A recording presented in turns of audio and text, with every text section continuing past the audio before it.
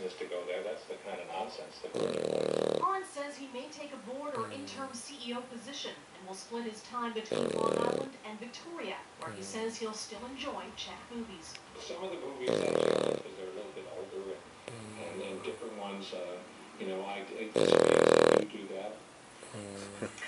A major commercial redevelopment project is underway in Nanaimo today.